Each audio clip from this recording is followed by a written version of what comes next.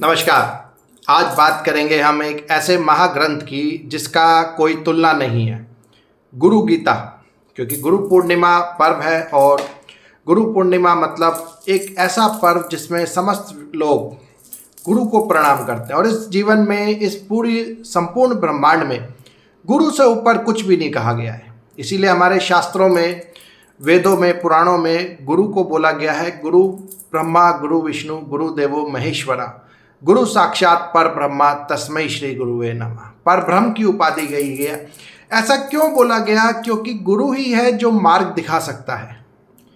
आज इवन जो हमारे लौकिक गुरु हैं, जो हमें स्कूल में पढ़ाई कराते हैं, कॉलेज में पढ़ाई कराते हैं, आज जितने भी लोग हैं जो बड़ी बड़ी इंडस्ट्री में मैनेजर, जनरल मैनेजर है, वो सब गुरु के हैं। उन्होंने किसी ना किसी से सीखा है और जिससे भी हमें सीख मिलेगी वो गुरु कहलाता है। तो गुरु बहुत एक कॉम्प्लेक्स वर्ड है, बहुत ज़्यादा। और आज हम बात कर रहे हैं गुरु गीता की। गुरु गीता एक ऐसा ग्रंथ है जिसका कोई भी एक तुलना नहीं है। आज यहाँ मैं आपको संपूर्ण गुरु गीता कहने वाला हूँ और इस गुरु गीता से ऊपर कोई भी ग्रंथ नहीं कहा गया है। इस गुरु गीता को पाठ करने से सब कुछ कार्य सिद्ध हो जाते हैं। कोई ऐसी इच्छा, कोई ऐसा हमारी आध्यात्मिक उन्नति, ऐसा कुछ भी दुष्कर नहीं रह जाता जिसे हम प्राप्त ना कर सकें। ये इतना अनमोल वाक्य है और इसका आज मैं संपूर्ण सा हिंदी अनुवाद ही आपको सारा सुनाऊंगा। पूरा का पूरा गुरु गीता हम कवर करेंगे और इसका जितना भी बार आप इसको सुनो उतनी ज़्यादा ही आपके अंदर वो तत्व आता रहेगा, तत्व जागृत रहेगा। तो बहुत सारी चीज़ें हैं गुरु के ऊपर, क्योंकि गुरु बोला गया है जो ब्रह्मत्व को जागृत करते हैं। और गुरु ऐसा नहीं है कि गुरु सिर्फ वही है जो व्यक्ति आप सीख रहे हो। गुरु बहुत बहुत एडवांस वाली चीज़ है गुरु तत्व। जैसे आपने एकलव्य की कहानी सुनी होगी कि एकलव्य ने द्रोणाचार्य जी की मूर्ति लगा के अर्जुन से ज़्यादा शिक्षा पाली, बल्कि अर्जुन सिर्फ द्रोणाचार्य जी से सम्मुख होकर सीख रहा था। फिर भी वो इतना कुशल नहीं बन पाया जितना द्रोणाचार्य, क्योंकि उसके अंदर गुरु भक्ति थी, वो तत्व जागृत हो गया था। वो बात अलग है, कहानी हुई, गुरु दक्षिणा के रूप में उन्होंने अंगूठा मांगा, वो सब एक अलग कहानी है। बाकी मूल रूप में बात ये करें तो तत्व जो है वो गुरु तत्व संपूर्ण ब्रह्मांड में है। जैसे नवग्रहों की ऊर्जा संपूर्ण ब्रह्मांड में है, ऐसी गुरु तत्व ऊर्जा समस्त ब्रह्मांड में है। गुरु तत्व ऊर्जा का मतलब है पिछले 25,000 सालों में जिन भी गुरुओं ने साक्षात्कार प्राप्त किया, आत्म साक्षात्कार प्राप्त कर वो दिव्य लोकों में गए, उन सबकी जो कंबाइंड ऊर्जा है उसे गुरु तत्व कहते हैं। और उसको हमें अपने अंदर समाना है, क्योंकि उसी ऊर्जा का सहारा लेके हम ऊपर हो जाते हैं, हम भी उस तत्व को प्राप्त कर लेते हैं। तो बहुत सारा समय ना लेके मैं गुरु गीता का पाठ शुरू करूंगा, क्योंकि जीवन में इससे सुंदर और इससे अनमोल ग्रंथ कोई नहीं है। जितने भी महाग्रंथ हैं वो इसके आगे छोटे ही पड़ जाते हैं, क्योंकि इतनी अनमोल ज्ञान और मूलभूत चिंतन हमारे को समझ में आ जाता है। इसलिए इसको आप पूरा सुनिए और एक संपूर्ण रूप से एक महा आशीर्वाद उस व्यक्ति को मिलता है जो इस ग्रंथ को प्राप्त कर लेता है, इस ग्रंथ को पूर्ण सुन लेता है। और आज आपको मैं संपूर्ण गुरु गीता आपको समझाने जा रहा हूँ, सुनाने जा रहा हूँ। सिंपल और बहुत ही सिंपल भाषा के अंदर मैं आपको ये सारा गुरु गीता समझाऊंगा।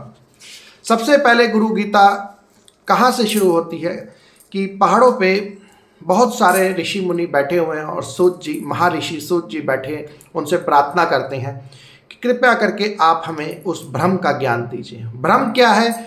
जो अचिंत्य है, अव्यक्त है, जो संपूर्ण ब्रह्मांड में व्यक्त है, उस परब्रह्म की हमें शिक्षा दीजिए और जो सबसे मूल उसका जो है गुरु तत्व, उसका हमें ज्ञान दीजिए। तो सूत जी ने बड़े प्रसन्न होके उन्होंने कहानी शुरू करी कि भगवान शिव जी को पार्वती जी ने प्रश्न किया कि आपको समस्त देवी देवता प्रणाम करते हैं, उसके उपरांत भी ऐसा क्या चीज़ है और विशेषकर जो गुरु तत्व है वो आप मुझे समझाइए। तो बहुत बार प्रार्थना करने के बाद पार्वती जी को भगवान शिव ने कहा कि भाई तुम मेरा ही रूप हो, शिव और शक्ति एक ही हैं, तो मैं तुम्हारे को उस गुरु तत्व का आज ज्ञान दूंगा। गुरु तत्व उस महारहस्य का मैं आपको ज्ञान दूंगा जो संपूर्ण रूप से एक तरीके से अप्राप्य है, जिसको प्राप्त कर लेने के बाद जन्म मरण का बंधन खत्म हो जाता है। और एक प्रकार से हमें मोक्ष प्राप्त हो जाता है। तो उन्होंने गुरु महात्म्य के बारे में पार्वती जी ने पूछा, और विशेषकर जो गुरु गीता है वो जो पूर्ण ग्रंथ है उसका हुआ, वहां से इस संपूर्ण ग्रंथ की रचना हुई। भगवान शिव बोलते गए, पार्वती जी बीच बीच में प्रश्न करती रही, और शिव पार्वती संवाद पे ही ये समस्त गुरु गीता आधारित है। तो महादेव जी कहते हैं कि ऐसी भक्ति, तुम्हारी भक्ति और तुम्हारी श्रद्धा, और ये जो प्रश्न है ये लोक का कल्याणकारक है, तो उसको देखते हुए मैं संपूर्ण गुरु गीता कहता हूं, जिसके सुनने मात्र से सब पातक नष्ट हो जाते हैं। इस गुरु गीता को एक बार व्यक्ति पढ़ लेगा, सुन लेगा, तो समस्त पातक, समस्त पाप उसके नष्ट हो जाएंगे। और उन्होंने कहा जैसी जिसकी भक्ति होती है, जो भक्ति वाला व्यक्ति है, प्रेम वाला व्यक्ति है, और जैसी भक्ति ईश्वर में होती है वैसी ही जिसकी गुरु में होगी, वही इस गुरु तत्व को समझ पाता है, इस परब्रह्म तत्व को समझ पाता है। जो गुरु है वो ही शिव है, जो शिव है वो ही गुरु है।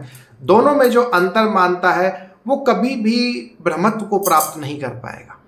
अब आगे हम इसके थोड़ा विश्लेषण करूं तो मैं आगे हम पढ़ेंगे कि गुरु एग्जैक्ट में कौन है, क्योंकि लाखों लाखों गुरु बन गए, और जब से यूट्यूब ये सब चला है बहुत सारे लोग भी गुरु बन गए हैं, लेकिन एग्जैक्ट गुरु किसे कहते हैं वो गुरु गीता हमें बताएगी। कौन गुरु असली गुरु होते हैं, कौन गुरु किस प्रकार के गुरु होते हैं, और कौन से गुरु को ये उपाधि मिलनी चाहिए, गुरु ब्रह्मा, गुरु विष्णु, गुरु देवो महेश्वरा की।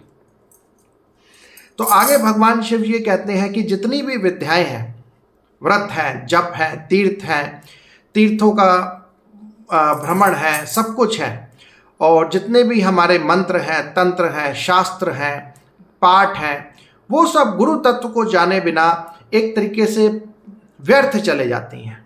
अब ये बड़ा गूढ़ विषय है कि हम तो मंदिर में दर्शन करके आए, हम ये व्यर्थ कैसे चला गया। यहाँ व्यर्थ कहने का मतलब क्या है, आपको जब तक तत्व समझ में नहीं आएगा, उस बारीकी समझ में नहीं आएगी। बहुत सारे लोग इस दुनिया में है जो 6-6 घंटे का पूजन करते हैं, पर वो सारा पूजन का फल किस में लगा देते हैं, हमारे बच्चों का ये होए, हमारा ये होए।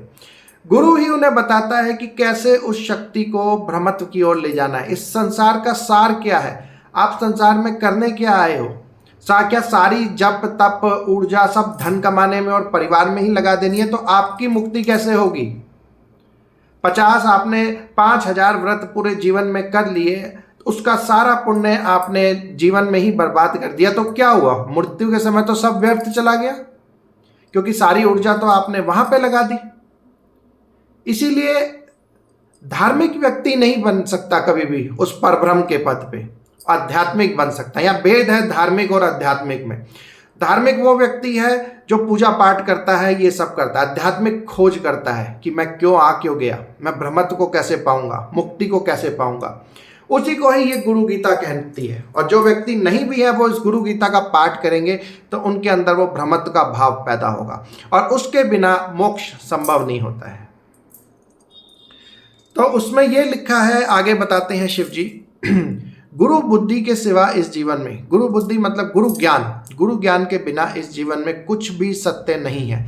सब कुछ भ्रामक है, भ्रम फैला हुआ है, कोई कुछ कह रहा है, कोई कुछ।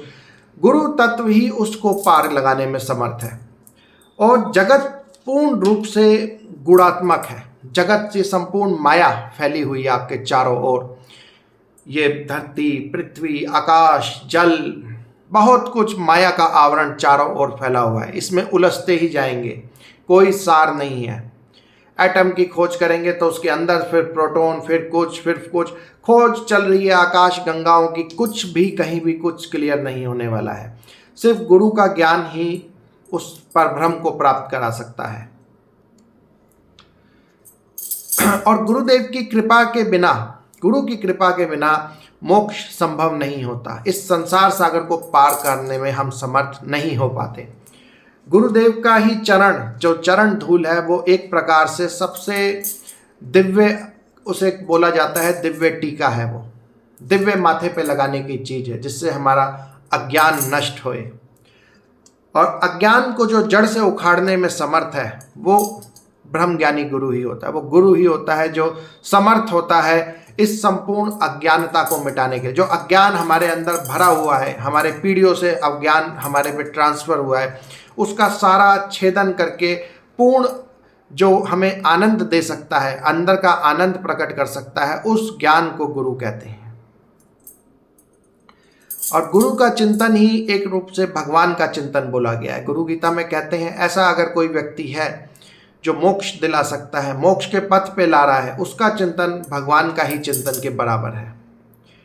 गुरु का ही एक तरीके से निवास स्थान काशी क्षेत्र बताया गया है। गुरुदेव के चरणों का जल गंगा जी के समान है और गुरुदेव ही विश्वनाथ और साक्षात तारक ब्रह्म है। कहने का मतलब ये है कि गुरु की जो वाणी है, गुरु जहाँ रहते हैं वहीं तीर्थ है। क्यों? क्योंकि गुरु जो रहता है अपने आत्म स्वरूप में रहता है, अपने आत्मा के अंदर जिसका निवास है, जो अपने आत्मा के आनंद में तृप्त हो गया, वो उसके लिए किसी तीर्थ में जाने की जरूरत नहीं है, वो अपने आप में ही है। बहुत सारे लोग हैं जो इस दुनिया में हजारों हजारों रुपए खर्च करते हैं। बहुत सारे मेरे भी लोग हैं जो तीर्थों में जाते हैं, पर तीर्थों में जाके लाखों रुपए खर्च करने के बाद भी वो शांति नहीं ला पाते। इसके अलावा जो ज्ञानी गुरु है उसके पास बैठ के आप साधना सीखो, अध्यात्म सीखो, वो आपको उन तीर्थों से भी ज़्यादा फल दे देगी अगर गुरु में सामर्थ्य है तो।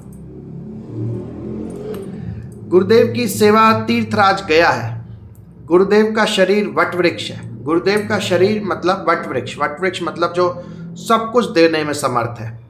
और गुरुदेव के श्री चरण भगवान विष्णु के श्री चरण है, वहाँ लगाया हुआ मन तदाकार हो जाता है। तो भगवान शिव कहते हैं कि गुरुदेव के श्री चरण समस्त पावन है, क्योंकि वहाँ से जो ऊर्जा निकल रही है उससे हमारा जीवन का दुर्भाग्य खत्म हो सकता है, समस्त पापों का क्षय हो सकता है और हम मुक्त हो सकते हैं, मुक्ति को प्राप्त हो सकते हैं। ब्रह्म श्री गुरुदेव के वचन में स्थित है।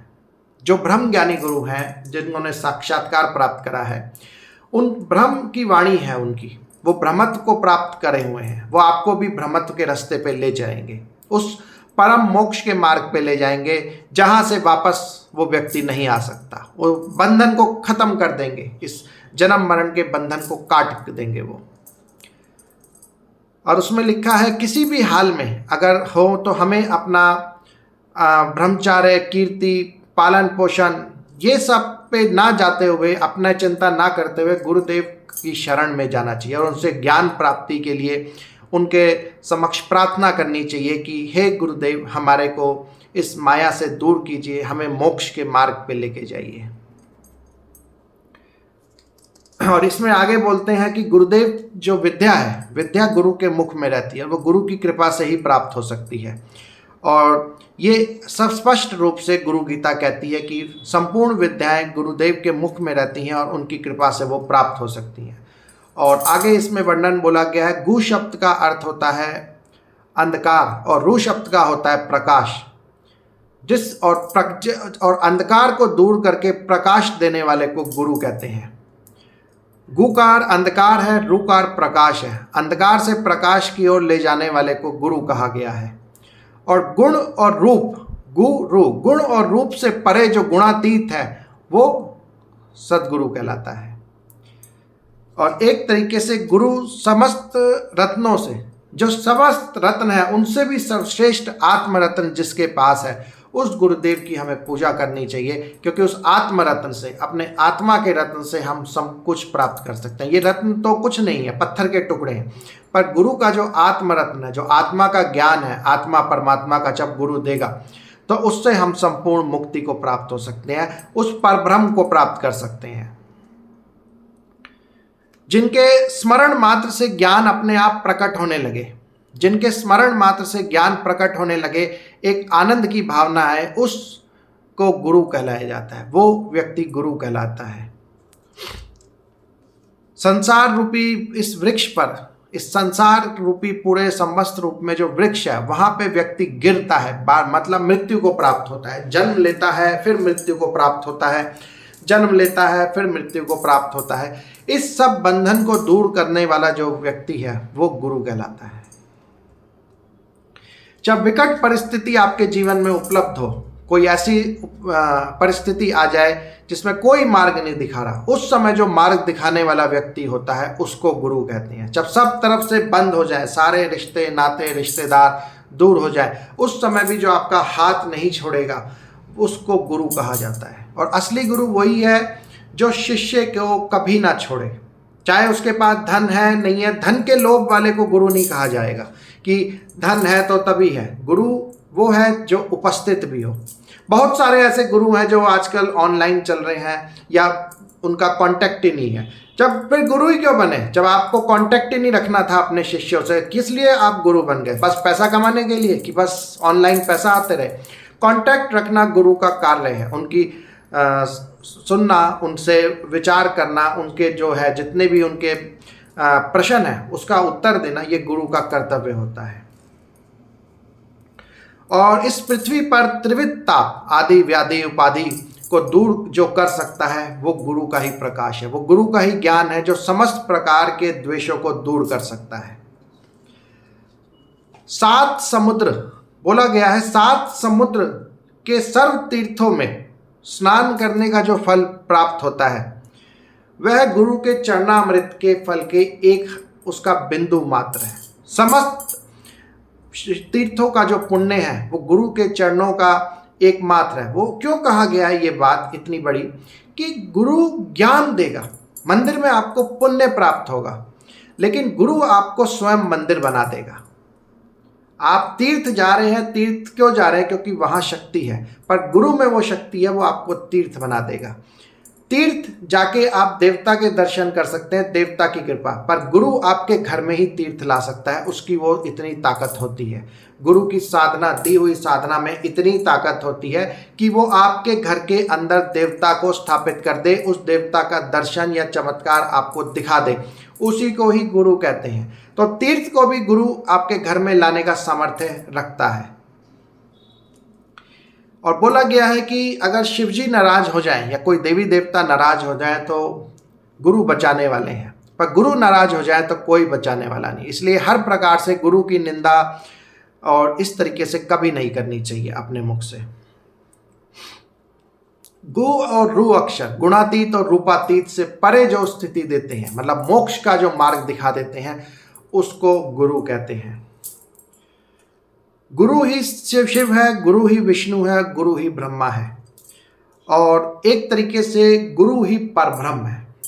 परब्रह्म को दर्शन करने वाला, आत्म तत्व को जागृत करने वाला ही गुरु कहलाता है। और आगे बोला जाता है कि इवन देवता गंधर्व यक्ष किन्नर ये लोग भी गुरु की सेवा और गुरु का रहस्य नहीं जान पाए हैं। तार्किक वैदिक मंत्रों के जो ज्ञानी हैं, ज्योतिषी, कर्मकांडी और निर्लौकिक नॉर्मल सामान्य जन, ये गुरु तत्व को नहीं जान पाए, गुरु तत्व का रहस्य प्राप्त नहीं कर पाए, क्योंकि वो रहस्य परम रहस्यों में रहस्य है। तप और विद्या अहंकार के बल से बार बार व्यक्ति इस जीवन में जन्मता है और मरता है। एक कीड़े की तरह जिएगा, मरेगा, फिर दोबारा जन्म लेगा, कीड़े की तरह वो मरेगा। उसको जो गति दे सकता है वो सिर्फ गुरु में ही बल होता है। उसको अगर वो गुरु के समक्ष बैठे और उससे विद्या सीखे और उनका पूर्ण सम्मान करे और संपूर्ण तरीके से समस्त प्रकार के धर्मों का आचरण करे, तो कोई मुश्किल ही नहीं है। अगर गुरु समर्थ है तो वो उसको मोक्ष का मार्ग में ले जाएगा। गुरु की सेवा सब बंधनों से मुक्त कर देती है। आप पे कोई भी बंधन पड़ा हो, देवता का, पितरों का, कुछ भी, पर गुरु की कृपा हर प्रकार के बंधनों से मुक्त कर सकती है, क्योंकि गुरु की वो शक्ति जो है परब्रह्म स्वरूप है, जहाँ से समस्त ब्रह्मांड उत्पन्न हुआ है। उनकी कृपा से सब कुछ इस जीवन में प्राप्त किया जा सकता है। अब द्वितीय अध्याय में हम पहुंचे हैं। गुरु गीता के प्रथम अध्याय हमारा यहाँ समाप्त होता है, द्वितीय अध्याय में पहुंचे हैं। जो ब्रह्मानंद स्वरूप है, ब्रह्म का आनंद, अपने परमात्मा का आनंद के समान जो व्यक्ति है, परम सुख देने वाले हैं, जो ज्ञान दे रहे हैं आपको, लगातार आपको ज्ञान देने में जो प्रयत्नशील है, तत्वमसी आदि के विचारक हैं। तत्वमसी में तत्व, वो तत्व ज्ञान, ब्रह्म का ज्ञान कि हम क्यों आए, इस ब्रह्मांड के अणु का ज्ञान, मोक्ष का ज्ञान जो देने में समर्थ है। और जो सर्व बुद्धियों से भी परे हैं, क्योंकि जो ब्रह्म का ज्ञान है वो बुद्धि से पाया नहीं जा सकता, उसका एक अलग ही क्रिया होती है। वहाँ शून्य का महत्व होता है। बुद्धि का महत्व शुरू के काम में रहता है, आगे बुद्धि शून्य करनी पड़ती है, तब हम उस समाधि की अवस्था में प्राप्त होते हैं। तो वो जो ज्ञान देता है उसको मैं नमस्कार करता हूँ। गुरु गीता कहती है उस गुरु को मैं नमस्कार करता हूँ।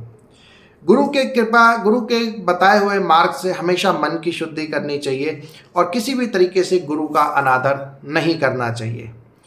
यहाँ बोला जाए, यहाँ ज़्यादा कहने से क्या लाभ, करोड़ों शास्त्रों के पढ़ लेने के बाद भी आपके चित्त में वो विश्रांति उपलब्ध नहीं हो सकती जो गुरु की कृपा से होती है। पर गुरु मतलब आप करोड़ों शास्त्र पढ़ लो, ज्ञान का भंडार पढ़ लो, पर जो चित्त की विश्रांति है, जो आत्मा की जननी है, जो उस परम आनंद की, मोक्ष की जननी है, वो सिर्फ और सिर्फ गुरु कृपा से ही प्राप्त होती है। इसीलिए गुरु तत्व का रहस्य हमें समझना चाहिए कि तत्वों का रहस्य क्या है। मेरे पास बहुत सारे लोग आते हैं, बहुत सारे शिष्य हैं जो समस्याओं का समाधान चाहते हैं, वो चाहते हैं, पर बहुत ही कम उनमें से लोग हैं जो कहते हैं हमें मोक्ष दे दो, उस तत्व को दे दो। अगर वो तत्व को ले सके तो वो पहचान पाएंगे कि गुरु की सामर्थ्य क्या होती है। गुरु क्या, उस जो महान आनंद जो अंदर से प्रकट होता है, वो समाधि का जो आनंद, वो कितना श्रेष्ठ होता है। वो उन सब का, इन सब चीज़ों के मुकाबला नहीं है। कोई अंतर ही नहीं है कि आपके पास करोड़ों रुपए आ जाए, 50 गाड़ियां आपके घर के आगे खड़े हो जाए, हेलीकॉप्टर खरीद लो, प्लेन खरीद लो, उसका कोई मूल्य नहीं है उस चित्त की विश्रांति में, क्योंकि वहाँ आपको मुक्ति प्राप्त होती है, आपको मोक्ष प्राप्त होता है, और वो सिर्फ और सिर्फ एक समर्थ गुरु ही आपको प्रदान कर सकता है। और करुणा रूपी गुरु जो होता है वो करुणा रूप होता है। उसे मालूम होता है सामने वाला शिष्य झूठ बोल रहा है या वो परेशानी में है, उसकी मन में हमेशा करुणा ही रहेगी, और उस करुणा रूपी तलवार से शिष्य के आठों पाश कौन कौन से? संशय, हमेशा दिमाग में संशय रहेगा कि क्या करें क्या, दया, भय, संकोच, निंदा, प्रतिष्ठा, कुल अभिमान और संपत्ति, एक तरीके से ईगो आ रही है, वो अहंकार आ रहा है, संपत्ति का नशा आ रहा है। उन सब पाशों को मिटाकर निर्मल आनंद देने वाले को गुरु कहा गया है, जो इन सब पाशों से शिष्य को मुक्त करके उस ब्रह्मत्व के ज्ञान में ले जाए। और इतना तक बोला गया है गुरु गीता में कि शिव जी कहते हैं पार्वती जी को कि देह कल्प के अंत तक रहे, मतलब हमें ऐसी भी सिद्धि प्राप्त हो जाए शिष्य को कि वो कल्प के अंत तक, मतलब एक प्रकार से अमरता को भी प्राप्त हो गया व्यक्ति, तब तक भी गुरुदेव का चिंतन नहीं छोड़ना चाहिए। इवन शिष्य को मोक्ष पद भी मिल गया, उसके बाद भी गुरु का चिंतन नहीं छोड़ना चाहिए, वरना एक महान विक्षेप पैदा हो जाता है। इसलिए गुरु को हमेशा आदर ही रखना चाहिए, चाहे आप जितने भी बड़ी सिद्धियां हासिल कर लो गुरु कृपा से।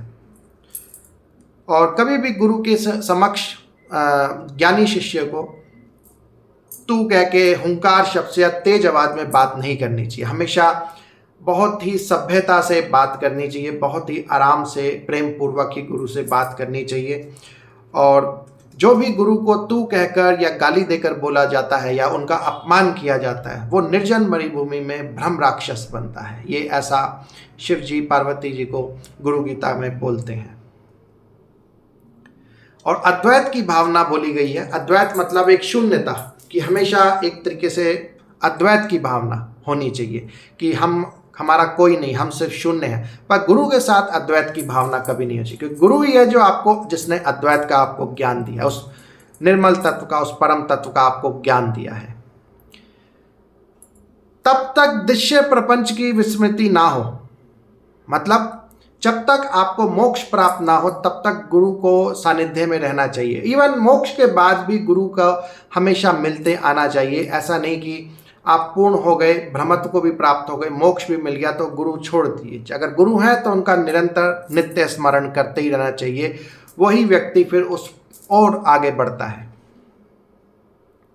और कहा गया है कि संपूर्ण तत्वज्ञ, मतलब एक संपूर्ण तत्व को आत्म साक्षात्कारी व्यक्ति भी अगर गुरु का त्याग कर दे तो उसे भी एक विक्षेप, महान विक्षेप अवश्य प्राप्त हो जाएगा, कुछ ना कुछ गड़बड़ हो जाएगी उसको भी। और गुरु के रहने पर कभी भी किसी को उपदेश नहीं करना चाहिए। आप गुरु के आश्रम में आए हुए हैं, वहाँ पे आपको उपदेश नहीं देना है। बहुत सारे लोग मैंने देखे हैं, कुछ जगह ऐसे होते हैं गुरु का आश्रम होता है और उनकी पंडाल अलग ही चल रही होती है, वो खुद ही गुरु बन के बैठे होते हैं। गुरु आपके समक्ष है तो वहाँ पे आपको उपदेश नहीं देना चाहिए। और गुरु के आश्रम में नशा करना, टहलना, इधर उधर की बातें करना, ये सब वर्जित बोला गया है गुरु गीता में। और गुरु के आश्रम में कभी भी अपना बिस्तर नहीं बिछाना चाहिए और गुरु के तरफ पैर करके कभी नहीं सोना चाहिए, भोग नहीं भोगने चाहिए। गुरु का आश्रम गुरु की सेवा की जगह है, वहाँ पे आपको ज्ञान प्राप्त करना है, वहाँ एक शिष्य की भांति आपको आना है, ना कि वहाँ पे भोग भोगने के लिए आना है। गुरुओं की बात सच्ची हो या झूठी, गुरु पहली बात तो झूठ बोलता नहीं है, पर कई बार वो हो सकता है परीक्षा ले रहा हो, कुछ ले रहा हो, तो उसे निरंतर स्वीकार करना चाहिए, उनसे तर्क वितर्क में नहीं फंसना चाहिए। गुरु के साथ तर्क वितर्क अविद्या को बढ़ावा देगा, बहुत गड़बड़ कर सकता है वो। जो गुरुदेव ने चीज़ नहीं दी है उसको नहीं रखना चाहिए हमें अपने पास। और गुरु के द्वारा दी हुई चीज़ को बहुत ध्यानपूर्वक रखना चाहिए, उससे मृत्यु भी टल सकती है, उससे नया जीवन भी प्राप्त हो सकता है। उस चीज़ में इतना सामर्थ्य होता है, क्योंकि गुरु जब कोई वस्तु अपने हाथ से देता है तो उसकी शक्ति होती है जो वो चीज़ प्राप्त करे। गुरु की पादुका, बिस्तर, उनके चरण, उनकी जगह को हमेशा प्रेम पूर्वक और श्रद्धा के अनुसार नमन करना चाहिए, उनका अपमान कभी नहीं करना चाहिए। और हमेशा चलते हुए गुरु जी के पीछे चलना चाहिए, गुरु की छाया का भी उल्लंघन नहीं करना चाहिए। और गुरु के समक्ष बहुत ज़्यादा कीमती वेशभूषा की, बहुत ज़्यादा वेशभूषा में हम आ गए, इस तरीके का ये सब ढोंग आडंबर गुरु के आश्रम में नहीं करना चाहिए। गुरुदेव की निंदा करने वाले को, अगर कोई आपके गुरु की निंदा कर रहा है, शास्त्रों में कहा गया है कि उसकी जिह्वा काट डालनी चाहिए, पर जिह्वा काट डालने में समर्थ नहीं है तो उस स्थान का हमें त्याग कर देना चाहिए। उस स्थान पे खड़े रह के हमें सुनना नहीं चाहिए गुरु निंदा, या तो उसको मना ही कर दो, नहीं मानता है तो उस स्थान का हमें त्याग करना चाहिए और ऐसे व्यक्ति का भी त्याग करना चाहिए। और शिव जी आगे बोलते हैं कि हे पार्वती, बहुत बड़े बड़े श्राप से, देवताओं के श्राप, इवन मृत्यु के भय, अकाल मृत्यु अगर आपके जीवन में आ रही है, उसको भी गुरु की कृपा टाल सकती है। अगर आपके जीवन में गुरु धारण है, गुरु तत्व धारण है, तो अकाल मृत्यु आपको नहीं छू पाएगी। मृत्यु तो सबकी होनी है, इस संसार में जो भी आया है मृत्यु होगी, गुरु की भी मृत्यु, लेकिन अकाल मृत्यु गुरु के आशीर्वाद से 100% टलती है। और बहुत मेरे भी कई शिष्य हैं जिनको मैंने कुछ दिया पारद का वस्तु, उनको बड़े बड़े एक्सीडेंट से वो बच गए, और उस गुटिका का चमत्कार और एक गुरु मंत्र का चमत्कार उन्होंने देखा है कि किस तरीके से वो बच निकले। गुरु के चरणों को समझकर जो महावाक्य को समझता है, एक तो है कि आप गुरु के पास आ रहे हैं, उनसे कुछ ज्ञान ले रहे हैं, उनसे कुछ विद्या सीख रहे हैं और कर रहे हैं, पर असली साधक वो है जो गुरु के चरणों में महावाक्य को समझ लेता है। महावाक्य मतलब मोक्ष का रास्ते को समझ लेता है, वही शिष्य जो है तर जाता है। गुरु एक दीपक है जो एक दीपक को दूसरे दीपक में प्रज्वलित करते हैं। गुरु एक ज्ञान से अपने ही समान एक और गुरु तत्व पैदा करते हैं, गुरु पैदा होते हैं जो एक प्रकार से समस्त विश्व में ज्ञान का प्रसार होए, मुक्ति का प्रसार होए, लोग इस जन्म मरण के बंधन से मुक्त होए। उसलिए गुरु को दीपक की संज्ञा गई है, उस ज्योति की संज्ञा दी गई है जो विभिन्न ज्योतियां प्रकट कर सकता है।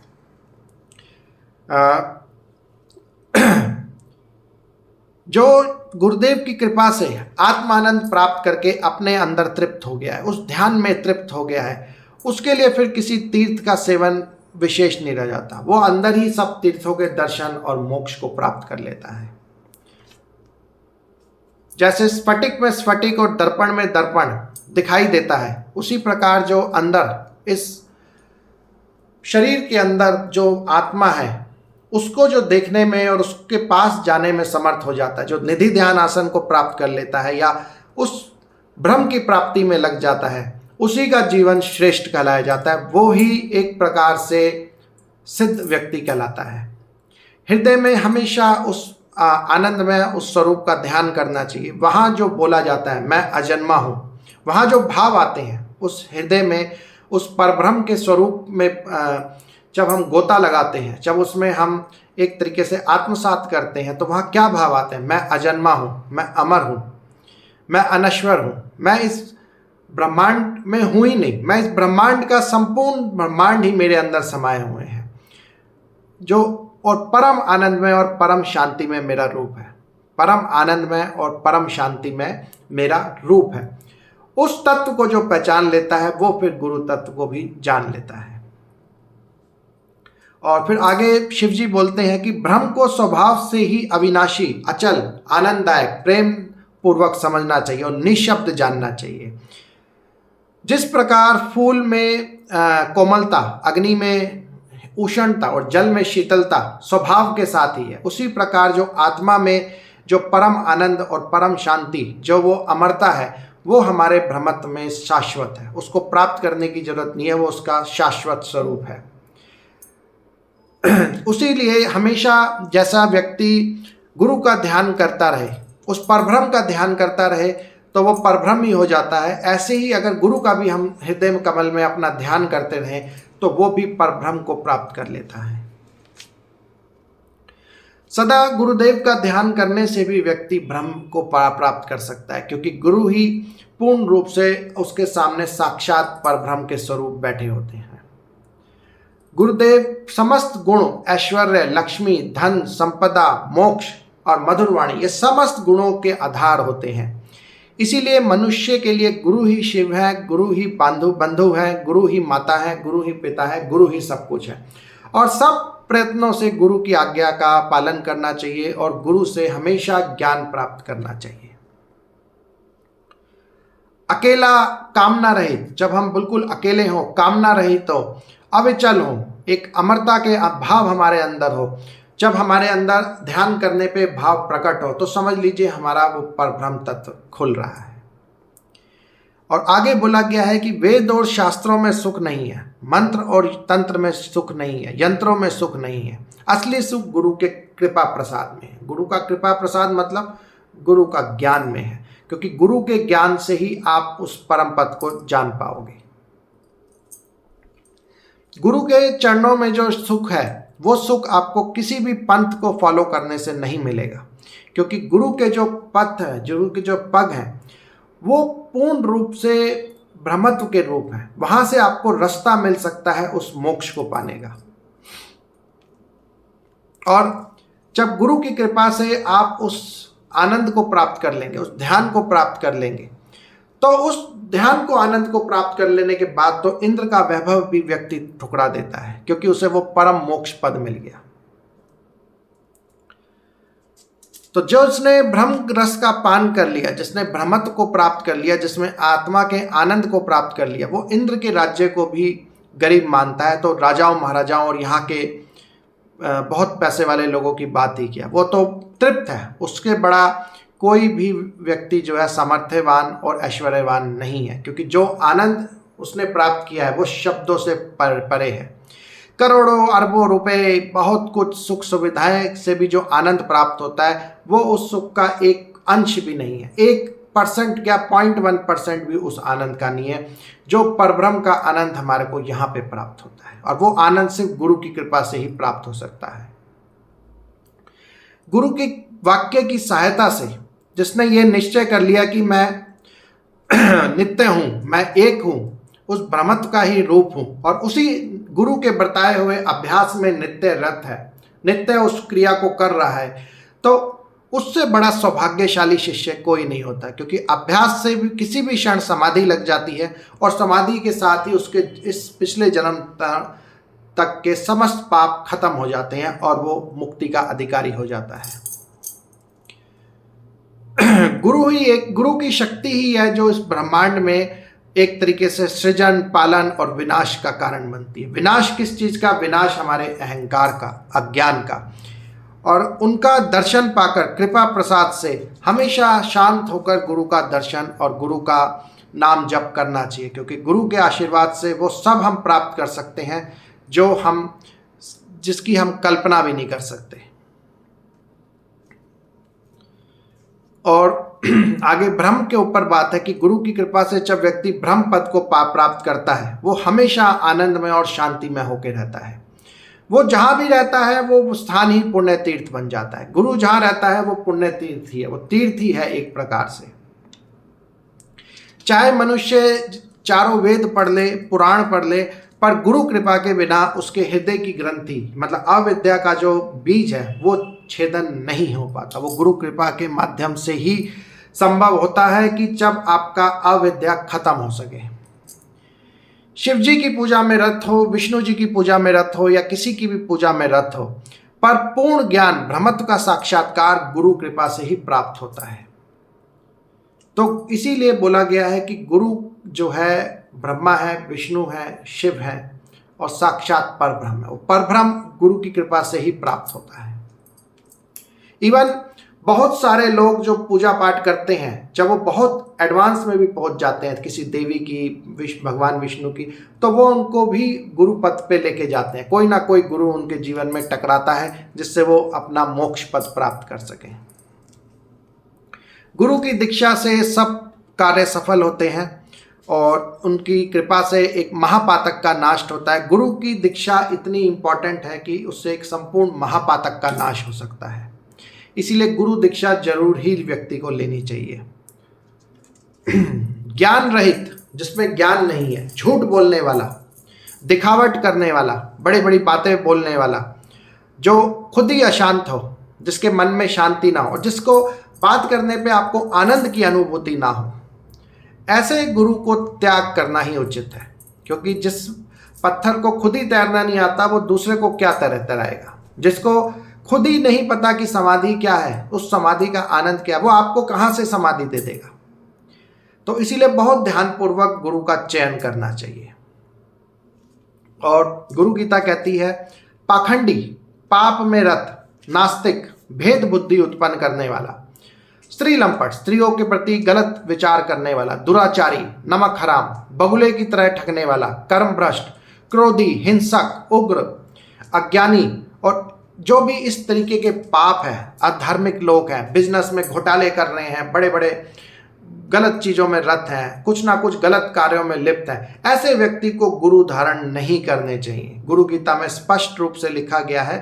और इसके अलावा जो व्यक्ति इन सब दोषों से मुक्त है उसको वास्तव में गुरु धारण करने चाहिए।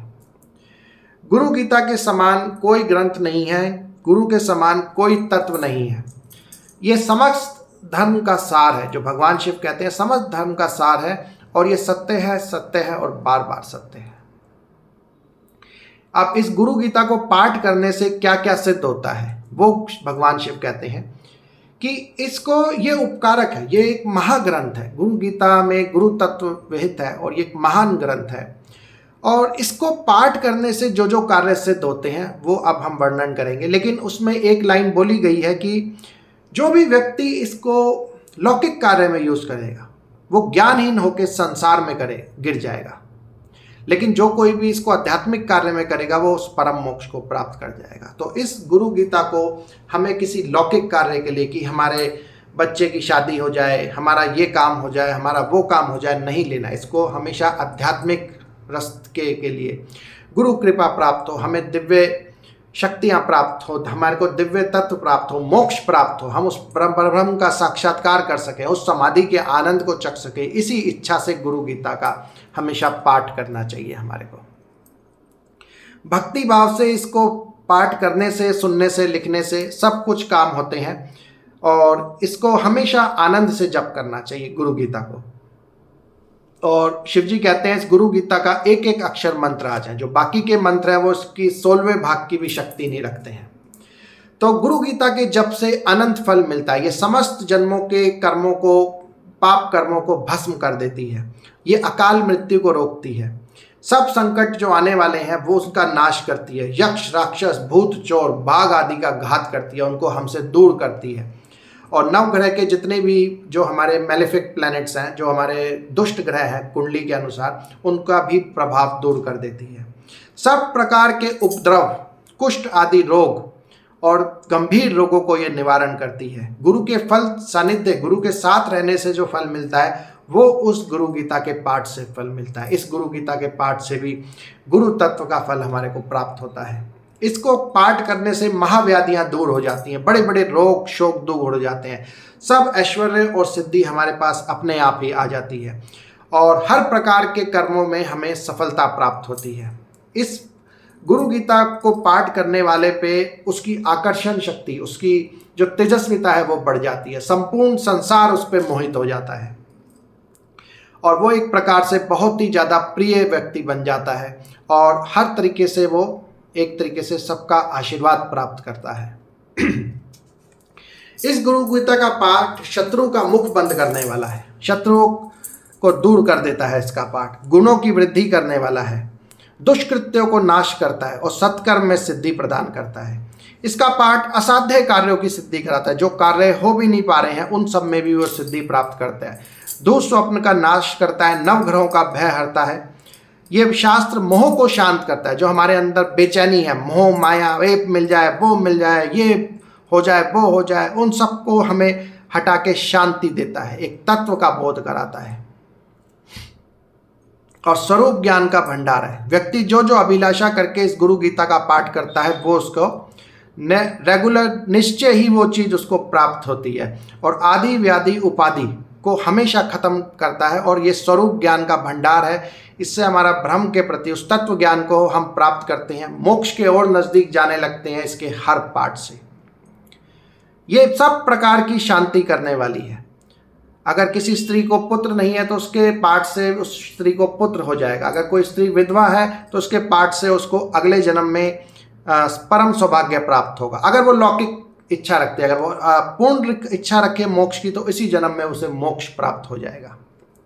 ये समस्त आयु, आरोग्य, ऐश्वर्य, पुत्र पौत्र की वृद्धि करने वाली है और एक प्रकार से इस गुरु गीता सब पापों का शमन करती है, समस्त प्रकार के पाप कर्म को शमन करके धर्म, अर्थ, काम और मोक्ष की प्राप्ति कराती है। जो जो भी हमारी इच्छाएं होती हैं इसके पाठ से स्वतः ही सिद्ध होने लगती हैं, स्वतः ही पूरी होने लगती हैं। और अगर कोई व्यक्ति इस गुरु गीता को लिखकर उसकी पूजा करता है तो उसके घर में हमेशा लक्ष्मी का वास चिरस्थायी रूप में हो जाता है, प्लस उसके हृदय में हमेशा गुरु भक्ति जागृत रहती है, गुरु तत्व जागृत रहता है। और शिव जी कहते हैं शक्ति के, सूर्य के, गणपति के, पशुपति के, मतावधि जो उनके गण हैं वो इस गुरु गीता रूपी शास्त्र में हमेशा स्नान करते रहते हैं, मतलब इस गुरु गीता का हमेशा पठन करते रहते हैं। और उसमें आगे अब अगले उसमें हमारा आसन के बारे में आया है कि बिना आसन के जप जो है नीच कर्म हो जाता है, इसीलिए हमेशा आसन के ऊपर बैठकर जप करना चाहिए। इसीलिए बोला गया है कि गुरु मंत्र, जिसके मुख में गुरु मंत्र है उसके सब कार्य सिद्ध होते हैं। दीक्षा के कारण से ही, मात्र गुरु धारण करने के कारण से ही व्यक्ति के समस्त कार्य सिद्ध हो जाते हैं और एक प्रकार से तत्वज्ञ पुरुष का ज्ञान, तत्वज्ञ को हम प्राप्त कर लेते हैं। तत्वज्ञ मीन्स तत्वज्ञ अवस्था, तत्व की अवस्था, उस मोक्ष की अवस्था, वो ओम आनंद में, ओम शांति में, उस परम मोक्ष की अवस्था और समस्त प्रकार के बंधनों को दूर करके हम इस गुरु गीता के माध्यम से उस तत्वज्ञ अवस्था को प्राप्त कर सकते हैं। और आगे आसन बोला गया है कि कुश और दुर्वा के आसन पर, कुश या दुर्वा के आसन पर सफ़ेद कंबल बिछा के उस पर जप करना चाहिए एकाग्रता से। और सफ़ेद आसन उचित है और बाकी किसी मोहन आकर्षण के लिए लाल आसन, शांति की प्राप्ति के लिए पद्मासन में बैठकर जप होना चाहिए या सिद्धासन पे। कपड़े के आसन पे बैठकर जप करने से दरिद्रता आती है, पत्थर के आसन पर रोग आता है, भूमि पर बैठ करने से दुख आता है और लकड़ी पर, किसी लकड़ी के ऊपर हम बैठ के जप कर रहे हैं तो जप निष्फल हो जाता है, इसलिए कंबल आसन बोला गया है। सबसे और विशेष इसमें वैसे तो व्याघ्र चम्र बोला गया है पर वो आजकल मिल नहीं सकता, व्याघ्र चम्र या मृग छाल। तो उसके बाद मेन इसमें जो सारांश है इस पूरे टॉपिक का वो है कि हमें सफ़ेद कंबल का आसन सबसे उपयुक्त है।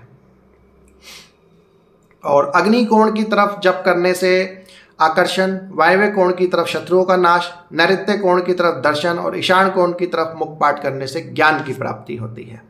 उत्तर दिशा की ओर मुख पाठ करने से शांति, पूर्व दिशा की ओर वशीकरण, आकर्षण, दक्षिण दिशा की ओर मारण तथा पश्चिम दिशा की जप करने से धन की प्राप्ति होती है। तो आसन हमारे को जरूर होना चाहिए जब भी हम इस गुरु गीता का पाठ करें या कोई मंत्र जब भी करें। सफ़ेद कंबल का आसन या लाल कंबल का आसन हमारे पास होना चाहिए। कंबल मीन्स ऊनी, वूलन आसन होना चाहिए, ऊन का आसन। अब तृतीय अध्याय की ओर चलते हैं हम।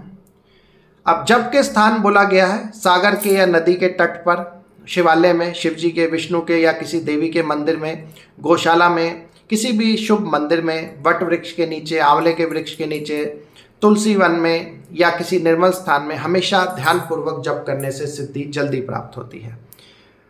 और जप के समय, अनुष्ठान के समय हमेशा निंदित स्थान का त्याग करना चाहिए। किसी भी गलत जगह पे हमें नहीं जाना चाहिए। बल वृक्ष, वट वृक्ष या कनक वृक्ष या आम वृक्ष के पास जप करने से सफलता प्राप्त होती है। और एक और बात बोली गई कि करोड़ों जन्मों की शास्त्रोक्त क्रियाएं, व्रत, जप, ये सब गुरु के संतोष मात्र से ही सफल हो जाती हैं, पूर्ण हो जाती हैं। इसीलिए हमेशा गुरु मंत्र का उच्चारण करते रहना चाहिए, क्योंकि गुरु के लिए कुछ भी देना बहुत सरल होता है। जो भी व्यक्ति भाग्य की वजह से या अपने कर्मों की वजह से इस चीज को नहीं मानते हैं, वो घोर नरक का ही सामना करते हैं। जिसके ऊपर गुरु की कृपा नहीं है, उसकी विद्या भी है उसके पास, उसका बल भी है, उसके पास धन भी है, वो कुछ उसके काम नहीं आएगा। अंत में मृत्यु के समय उसे महान दुख का झेलना ही पड़ता है। तो जितने भी व्यक्ति हैं उनके पास धन हो सकता है, वैभव हो सकता है, प्रतिष्ठा हो सकती है, पर मृत्यु के समय उन्हें महान दुख प्रकट होता है। लेकिन जिनके पास गुरु मंत्र है, जिनके पास तत्व का ज्ञान है, वो मृत्यु के समय भी मुस्कुराते हुए जाते हैं और जीवन भर मुस्कुराते ही रहते हैं। उस आनंद की तुलना नहीं करी जा सकती। जिसके अंदर भी गुरु भक्ति है, जिसने भी गुरु धारण करे हैं, उसकी माता धन्य है, उसका पिता धन्य है, उसका संपूर्ण परिवार धन्य है, उसका पूरा कुल का ही उद्धार वो व्यक्ति कर देता है जिसने एक सदगुरु को धारण किया है।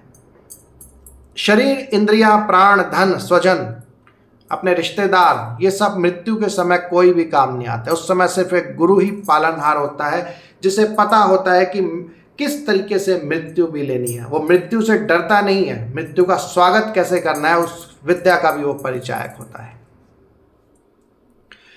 गुरु ही सब कुछ है, गुरु ही देवता है, गुरु तीर्थ है, गुरु ही धर्म है और गुरु के सिवा कुछ नहीं। ये मैं 3 बार कहता हूं, ऐसा शिव जी पार्वती जी को कह रहे हैं।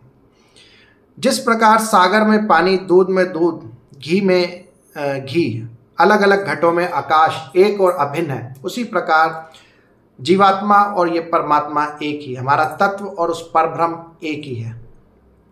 और इस प्रकार जो ज्ञानी गुरु की कृपा से उसको प्राप्त कर लेता है, उस तत्वज्ञ पर स्थिति को प्राप्त कर लेता है, उस परब्रह्म का साक्षात्कार कर लेता है। गुरु को संतुष्ट करने से ही व्यक्ति मुक्ति को प्राप्त कर लेता है। अगर गुरु संतुष्ट हो जाए तो व्यक्ति मोक्ष को प्राप्त कर लेगा। गुरु की कृपा से वो बहुत सारी सिद्धियों का भोग प्राप्त कर लेता है। और ब्रह्मनिष्ठ व्यक्ति हमेशा एक रस में, उस आनंद के रस में तृप्त होते हुए संपूर्ण ब्रह्मांड में विचरण करते हैं। गुरु भक्ति सर्वश्रेष्ठ तीर्थ है। सर्वश्रेष्ठ तीर्थ गुरु के चरण कमल, गुरु का निवास स्थान है। और उसमें जाके व्यक्ति को जो एक प्रकार से जो ज्ञान हासिल होता है वो बाकी तीर्थों के मुकाबले बहुत कम होता है। अब आगे ये बोलते हैं कि कन्या के भोग में, स्त्री के भोग में रत, विमुख, ऐसे बुद्धि शून्य लोगों को गुरु गीता नहीं पढ़नी चाहिए। अभक्त, जो जिसमें भक्ति नहीं है, कपटी है, मूर्ख है, धूर्त है, पाखंडी है, नास्तिक है, को कभी भी गुरु गीता कहने का सोचना भी नहीं चाहिए। इस ग्रंथ को कभी भी किसी गुरु दीक्षा विहीन व्यक्ति को नहीं सुनाना चाहिए। शिष्य को धन को हरने वाले तो लोग बहुत हैं, लेकिन शिष्य को संताप हरने वाला एक गुरु भी दुर्लभ होता है। जो चतुर हो, विवेकी हो, अध्यात्म के ज्ञाता हो, उन्हीं में गुरु तत्व शोभा करता है। गुरु हमेशा निर्मल, शांत, साधु स्वभाव के, मितभाषी, काम क्रोध से विमुक्त, सदाचारी और जितेंद्रिय होते हैं, इंद्रियों को जीतने वाले होते हैं। इसी प्रकार से अब हम आते हैं सूचक भेद से। शिव जी कहते हैं बहुत तरीके के गुरु होते हैं, जिन्हें वर्ण और अक्षरों से सिद्ध करने वाले ब्रह्मलौकिक शास्त्रों का जिनका अभ्यास है वह सूचक गुरु कहलाते हैं। जैसे कोई भागवत पढ़ रहा है, राम कथा पढ़ रहा है, श्रीमद् भागवत कथा हो रही है, उसमें पढ़, बहुत से लोग मैंने देखे जो भागवत पढ़ रहे हैं या राम कथा पढ़ रहे हैं, उनको भी अपना गुरु बना रहे हैं। वो सूचक गुरु की श्रेणी में आते हैं। मतलब जिन्होंने अभ्यास कर लिया उस भागवत कथा को पढ़ने का और रामचरितमानस को प्राप्त करने का, और वही व्यक्ति को ज्ञान दे रहे हैं कि राम जी का पूजन करो, भगवान कृष्ण का पूजन करो, वो सूचक गुरु में कहलाते हैं। ये प्रथम लेवल के गुरु हैं। धर्म अधर्म का विधान करने वाला अनुरूप विचार, धर्म और अधर्म क्या है ये विधान क्या है, वो विधान क्या है, ऐसा गुरु जो कहलाता है वो वाचक गुरु कहलाता है। पंचाक्षरी आदि मंत्र, जो पंचाक्षरी मंत्र, गायत्री मंत्र, उन मंत्रों को देखना किसी जो गुरु दीक्षा में देते हैं और पंचाक्षरी मंत्र, गायत्री मंत्र या ओम नमो भगवते वासुदेवाय, इस तरीके के मंत्रों को दे के जो एक तरीके से शिष्य बनाते हैं उनको बोधक गुरु कहते हैं। प्रथम दो गुरुओं में से ये गुरु उत्तम है। जो सिर्फ कथावाचक हैं या सिर्फ धर्म का बात करने वाले लोग हैं, उनके मुकाबले ये गुरु ज़्यादा उत्तम है।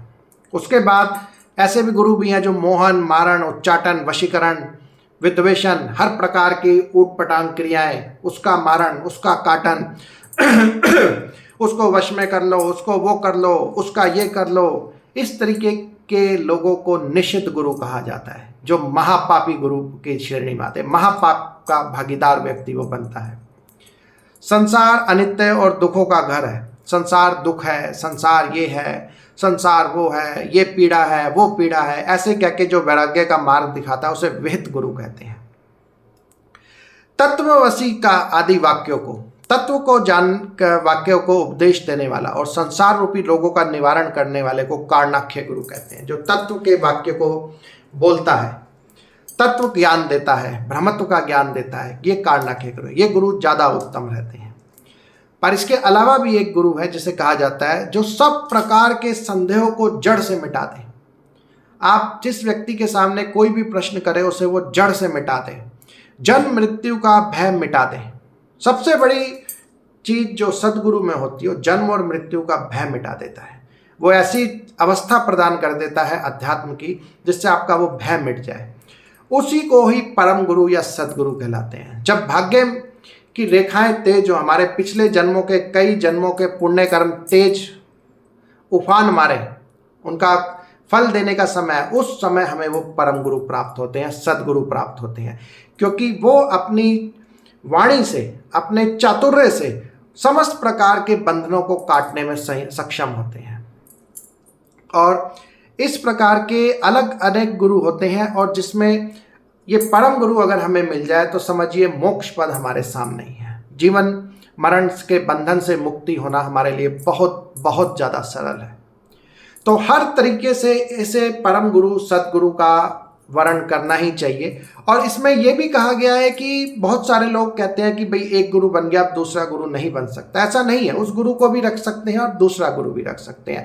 भगवान राम के भी वशिष्ठ गुरु जी भी थे, विश्वामित्र जी से भी उन्होंने साधना सीखी और अगस्त ऋषि से भी साधना सीखी। भगवान कृष्ण ने भी 2-3 गुरुओं से साधना सीखी है। तो ऐसा नहीं होता है, पर त्याग नहीं होना चाहिए। वाकई अगर गुरु गलत है तो त्यागना उचित है। गुरु गलत नहीं है, चाहे वो वाचक गुरु है, चाहे विहित गुरु है, चाहे कारणाख्य गुरु है, उसको भी रख सकते हैं।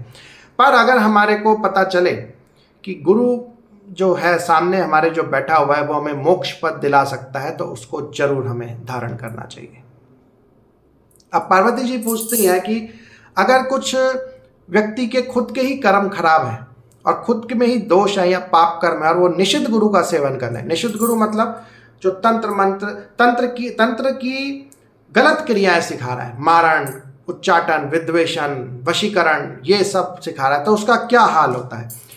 तो शिव जी बोलते हैं निषिद्ध गुरु का शिष्य दुष्ट संकल्पों से प्रेरित होता है, क्योंकि जो सारे दिन यही करेंगे, मारण, उच्चाटन, उसी प्रकार की शमशानी शक्तियों को पूजा करेंगे, तो वो सारा दिन यही सोचेंगे किस पे मैं वशीकरण करूं, किस पे मैं तंत्र मारूं, किसको क्या खिला दूं, किसको कुछ खिला दूं। तो ऐसा जो शिष्य होता है ऐसे गुरु का सेवन कर ले तो वो प्रलय तक जो है भ्रम राक्षस की सेवा उसमें रहता है, या शमशानों में भटकता है प्रेत और पिशाच बन के, उसकी गति नहीं मिलती, 1000 साल तक भी उसकी गति नहीं मिलती। वो ऐसे ही एक श्वान की तरह, कुत्ते की तरह उसका जीवन होता है प्रेतों के उसमें। इसीलिए किसी भी हाल में निषिद्ध गुरु का सेवन नहीं करना चाहिए, ऐसा शिव जी ने बोला है। तो जो अखंड एक रस, नित्य हमेशा अखंड एक रस मोक्ष की बात करता हो, जो ब्रह्मत्व की बात करता हो, जो समाधि की बात करता हो, जो तत्व की बात करता हो, उस जन्म मरण के बंधन से मुक्ति की बात करता हो, ऐसा ज्ञान जो दे रहा होता है वो ही परम गुरु होता है। जैसे सब जलाशयों में सागर राजा कहलाता है, उसी प्रकार सब गुरुओं में ये परम गुरु सदगुरु ही मेन होता है। मोह आदि दोषों को दूर करके शांत, नित्यतृप्त, अपने अंदर उतरने की क्रिया बताने वाला और मोक्ष पद दिखाने वाले को ही सद्गुरु कहलाया जाता है। और अज्ञान को छेदने वाला, अज्ञान रूपी अंधकार को मिटाने वाला, एक मोह माया के बंधन से मुक्त करने वाला, उस परम स्थिति का बोध देने वाले को ही गुरु कहते हैं। जिसके दर्शन मात्र से मन प्रसन्न हो जाता है, जिससे बात करने से एक आनंद का भाव जागृत आता है, उसको गुरु कहा जाता है। इसमें भी तत्वज्ञ बोला गया है, 2 प्रकार के होते हैं, मौनी और वक्ता। मौनी गुरु द्वारा ज़्यादा लाभ नहीं होता क्योंकि वो मौन धारण करके बैठ गया या गुफाओं में बैठ गया। पर जो संसार के बीच में है, जो वक्ता है, वो अपनी बुद्धि विवेक से शिष्य के सब पाप ताप को भस्म करके उन्हें मोक्ष पथ पे ले जाता है। और गुरु नाम के जप से समस्त पाप खत्म हो जाते हैं, इसमें बिल्कुल भी संशय नहीं है। अपना कुल, धन, बल, नाते, रिश्तेदार कुछ काम नहीं आएंगे मृत्यु के समय। उस समय सिर्फ गुरु और गुरु का ज्ञान ही काम में आएगा। और गुरु की सेवा करने से अपना कुल भी पवित्र होता है, अपना घर भी पवित्र होता है और अपना समस्त पितृ भी तृप्त हो जाते हैं। और शिव जी आगे बोलते हैं कि हे देवी, स्वरूप के ज्ञान के बिना किए हुए जप, तप आदि क्रियाएं सब बालक के बकवाद के समान व्यर्थ है। स्वरूप का ज्ञान, तत्व का ज्ञान, मैं जैसे पहले बताया कि आपने 100 व्रत कर लिए, पर व्रत किस लिए करें, मेरा ये काम हो जाए, वो काम हो, तो व्यर्थ हो गया। उसका आपको पुण्य मिल गया, वो काम हो गया, उस काम की कोई तुलना नहीं है। आपने कहा 1000 पूजाएं करी, धन के लिए करी, तो धन तो आपने कमाया, खत्म हो जाएगा। नहीं भी होगा तो आपके जो फैमिली मेंबर्स हैं, पुत्र पौत्र हैं, वो भोगेंगे। आपको क्या मिला? आप तो 0 आए और 0 चले गए। वही कीड़े की तरह आपने जन्म लिया, वही कीड़े की तरह आपकी मृत्यु हो गई। पड़े हो आप मृत्यु में, अगला जन्म फिर लोगे, फिर दोबारा से कीड़े की तरह पनपोगे, फिर बढ़ोगे। इन सब में क्या मिल गया आपको, कहाँ से? इसीलिए बोला गया है कि जो भी शास्त्रोक्त क्रियाएं हों वो गुरु के ज्ञान से युक्त, क्योंकि गुरु बताएगा आपको कि ये भी करो। गुरु ये नहीं कहेगा कि लक्ष्मी साधना मत करो, पर वो ये भी कहेगा साथ में मोक्ष की भी साधना करो, क्योंकि उसे पता है लक्ष्मी अगर नहीं होगी तो घर नहीं चल सकता। जब घर नहीं चलेगा, घर में धन नहीं होगा, तो वो व्यक्ति ध्यान भजन भी नहीं कर सकता। तो गुरु आपको धन का भी ज्ञान देगा, लक्ष्मी का भी ज्ञान देगा वो, पर साथ में आपको वो ज्ञान भी देगा जिससे आप मोक्ष पद को प्राप्त करो। और वो ही व्यक्ति जो है वो सद्गुरु कहलाता है। सिर्फ धन धन का पीछे लगे रहने वाला भी गुरु नहीं है, और खाली मोक्ष मोक्ष बोलने वाला भी एक तरीके से पूर्णतः एक तरीके से विवेकी व्यक्तित्व नहीं है, क्योंकि हर व्यक्ति नहीं छोड़ पाएगा। इसीलिए गुरु को बुद्धिमान और विवेकपूर्ण होना चाहिए कि शिष्य के अंदर कैसे उस परभ्रम के भाव को जगाए। इसीलिए बोला गया है कि गुरु की कृपा से ही परम पद प्राप्त होता है, और विशेष रूप से गुरु की भक्ति और पूजा करने से घोर पापों से भी व्यक्ति मुक्त हो सकता है। उसकी कुछ क्रियाएं होती हैं, गुरु तत्व साधनाएं होती हैं, जिससे हम विशेष से विशेष पापों से भी मुक्त हो सकते हैं। जिसका दुर्जनों का संग, हमारे गंदी जो सोसाइटी है, गंदे लोग हैं, उनको त्याग कर धर्म का आधार जो व्यक्ति बनाना चाहता हो उसको गुरु दीक्षा लेनी चाहिए। चित्त का त्याग करने में जो प्रयत्नशील है, जो मन के में तंग आ चुका, अब शांति चाहता है, उसको गुरु दीक्षा लेनी चाहिए। जो लोग का कल्याण कारक है, जिसके मन के अंदर दया है, जो जीव के प्रति, जिनके प्रति कल्याण है, उसके लिए गुरु दीक्षा का आह्वान है। और हमेशा इस तरीके के सत्कर्म से युक्त व्यक्ति को गुरु दीक्षा के लिए प्रेरित करना चाहिए, गुरु तत्व के लिए प्रेरित करना चाहिए। नास्तिक, कृतज्ञ, दंभी, अभक्त, पापी, महापापी, क्रोधी व्यक्ति को गुरु गीता कभी नहीं कहनी चाहिए। स्त्रियों के पीछे भागने वाला मूर्ख, लंपट, काम वासना से ग्रस्त व्यक्ति को गुरु गीता कभी नहीं बतानी चाहिए। एक अक्षर मंत्र को जो बोलता है ये गलत है, वो 100 जन्मों में कुत्ता बनता है और फिर चंडाल की योनि में जन्म लेता है। इसीलिए मंत्रों को छोटा नहीं जानना चाहिए। गुरु को त्याग करने से मृत्यु होती है, मंत्र को छोड़ने से दरिद्रता आती है, और गुरु और मंत्र दोनों का त्याग करने से रौरव नरक मिलता है, ऐसा गुरु गीता कहती है। शिव के क्रोध से गुरुदेव रक्षण करते हैं, पर गुरु के क्रोध से शिव जी रक्षण नहीं करते हैं। इसीलिए किसी भी परिस्थिति में गुरु को अपमान या क्रोधित नहीं करना चाहिए।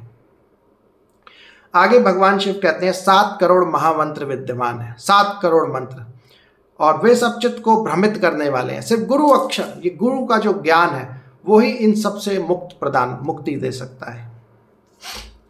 अब भगवान शिव गुरु गीता के लिए कहते हैं कि सत्य जो है इस पृथ्वी पर गुरु गीता के समान कोई भी ग्रंथ नहीं है। इस भव दुख का नाश करने वाली गुरु गीता का पाठ कभी भी गलत व्यक्ति के आगे नहीं करना चाहिए कि ये, हे देवी, भगवान शिव कह रहे हैं, हे देवी, ये रहस्यों का रहस्य है, पापियों को वह नहीं मिलेगा, ये रहस्य पापियों को नहीं मिलेगा। अनेक जन्मों के पुण्यों से परिपक्व हुए व्यक्ति को ही गुरु तत्व समझ में आता है, गुरु की कृपा उसको समझ में आती है, गुरु का ज्ञान उसको समझ में आता है। वरना गुरु का ज्ञान जानना आसान काम नहीं हो, तो फंसा रहेगा व्रतों में, मंदिरों के चक्कर, तीर्थों के चक्कर में। जिसने गुरु के ज्ञान को पकड़ लिया और अपनी आत्मा में स्थित हो गया, वो ही परम ज्ञानी कहलाता है। गुरु के चरणामृत का ध्यान करने से, पान करने से और मस्तक पर धारण करने से समस्त तीर्थों के फल का भोग प्राप्त करता है। गुरुदेव के चरणामृत का पान करना, उनके भोजन से बचा हुआ खाना, गुरु की मूर्ति का ध्यान करना और गुरु नाम का जप करना चाहिए। ब्रह्मा विष्णु शिव समस्त गुरु के अंदर ही समिष्ट है, इसलिए गुरु की पूजा से समस्त पूजा का फल हमारे को ऑटोमेटिकली प्राप्त हो जाता है। गुरु की भक्ति से ज्ञान के बिना भी मोक्ष मिलता है। अगर कोई व्यक्ति ज्ञानी नहीं है, वो सिर्फ गुरु की भक्ति कर रहा है, तब भी गुरु कृपा उसको मोक्ष दिला देगी, क्योंकि उसकी भक्ति और प्रेम को भी गुरु उठा के उस व्यक्ति को मोक्ष पथ पे ले जाएंगे। गुरु के कृपा प्रसाद से ही संपूर्ण जगत शोषित है, ये संपूर्ण ब्रह्मांड गुरु की ऊर्जा से शोषित है। एक प्रकार का ब्रह्मांड, समस्त ब्रह्मांड के अंदर गुरु की ऊर्जा है जो हमारे को हमेशा ज्ञान की तरफ आगे बढ़ा रही है। और आगे शिव जी बोलते हैं कि गुरु यह 2 अक्षर वाला मंत्र सब मंत्रों में राजा है, श्रेष्ठ है, और गुरु के ज्ञान के आगे कोई भी ज्ञान श्रेष्ठ नहीं होता है। मैं ही सब हूँ, मुझ में ही सब कल्पित है, मैं ही सब कुछ हूँ, मुझ में ही सब कल्पित है। मतलब परब्रह्म का जो स्वरूप है, जो अपना तत्व का रूप है, कि हमें जब समाधि लगे, उस आनंद में हम जब अपने उस रूप को धारण करके देखें, उसका विचार करें, उस महाआनंद में जाएं, जिस महाआनंद की कल्पना भी नहीं की जा सकती, जिसके लिए पूरे समुद्र की, अगर मैं कहूँ पूरे 7 समुद्र की शाही बना के भी अगर मैं लिखना चाहूँ उस महाआनंद का वर्णन, तो लिखना नहीं हो पाएगा। वो महाआनंद है, उसे लिखा ही नहीं जा सकता, प्रकट ही नहीं किया जा सकता, वो सिर्फ अनुभव किया जा सकता है। ऐसा ज्ञान जिसकी कृपा से होता है, ऐसे गुरुदेव को बार बार प्रणाम है। और अंत में उन्होंने यही लिखा है कि अज्ञान रूपी अंधकार को और विषय आक्रांत अलग अलग भोगों में लिप्त व्यक्ति को जो सन्मार्ग दिखा के मोक्ष पथ, जन्म मरण के बंधन से मुक्ति प्रदान जो करता है, वो ही सदगुरु कहलाता है, वो ही परम गुरु कहलाता है। और हर तरीके से ऐसे गुरु को धारण करना चाहिए और उनकी पूजा अर्चना हमेशा करनी चाहिए, उनके वाक्य का अनुसरण करना चाहिए, क्योंकि उससे से ही मोक्ष प्राप्त होता है। तो अंत में हम गुरु स्तुति करेंगे। गुरु ब्रह्मा गुरु विष्णु गुरुर्देवो महेश्वरा, गुरु साक्षात् परब्रह्म, तस्मै श्री गुरुवे नमः।